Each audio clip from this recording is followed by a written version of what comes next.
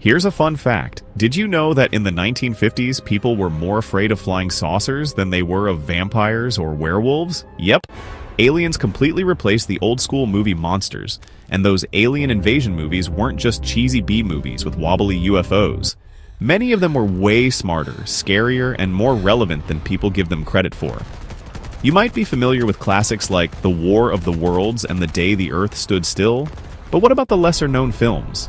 Today, I'm going to dive into the wild world of 1950s cinema and uncover some of the most forgotten and obscure alien invasion movies that you won't believe ever existed.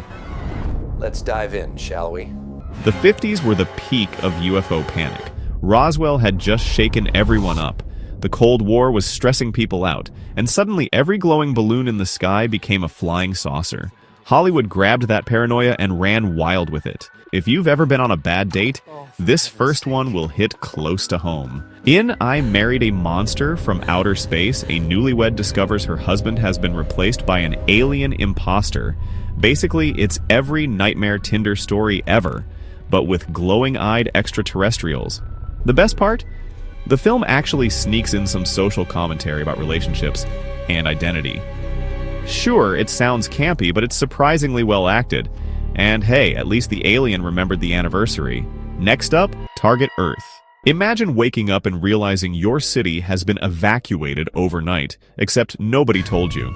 That's the setup here, as a handful of survivors try to figure out why the streets are suddenly empty. Spoiler, it's giant alien robots on the loose. Sure, the robots look like tin cans on stilts, but the eerie, empty cityscape gives this movie a creepy, almost apocalyptic vibe years before that became a trend.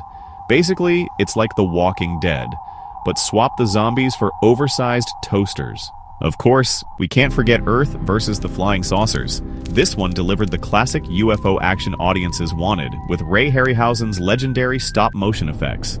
Those saucers crashing into Washington, D.C.? Iconic. Sure, the plot is basically aliens attack, humans fight back, but it's pure 1950s spectacle. Plus, it gave us the blueprint for every city-destroying UFO scene in movies like Independence Day.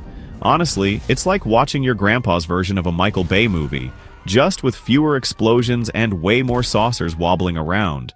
And now for one of my personal favorites, Night of the Bloodbeast. First off, what a title. You just know this isn't going to be a rom-com. The movie kicks off when an astronaut crashes back to Earth. But guess what? He's carrying alien embryos inside his body. Yep, it's basically Alien before Alien existed. The Bloodbeast costume looks like a rejected Big Bird outfit dipped in tar, but the story is surprisingly tense.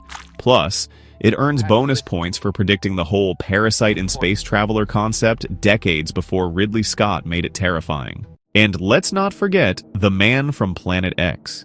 This one is often overlooked, but it's atmospheric and surprisingly eerie. A mysterious alien lands in the foggy Scottish moors, and instead of an all-out invasion, we get a slow-burn story about trust, fear, and whether humanity will exploit the alien before it can even explain why it's here. The alien itself looks like it wandered in from a Halloween costume shop, but the creepy, isolated setting totally works. Think of it as the indie horror version of alien invasion movies. Small budget, big mood.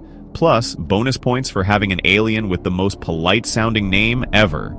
Planet X sounds less threatening and more like a new iPhone model. Finally, it came from outer space. This one broke the mold because the aliens weren't evil invaders. They didn't want our planet. They just wanted to fix their ship and leave. Honestly, it was one of the first movies to ask, what if aliens aren't actually the bad guys? Which, let's be real, is a refreshing change from blast first, ask questions later. And hey, it's nice to think that at least some extraterrestrials are just intergalactic tourists having car trouble. So, while people love to laugh at 1950s alien invasion flicks for their rubber suits and wobbly UFOs, the truth is a lot of them were way smarter, scarier, and more creative than you remember. They tapped into real fears of the time, from nuclear war to trust issues in relationships, and wrapped them up in cosmic thrills. So next time you see a flying saucer on screen, give a little nod to these classics.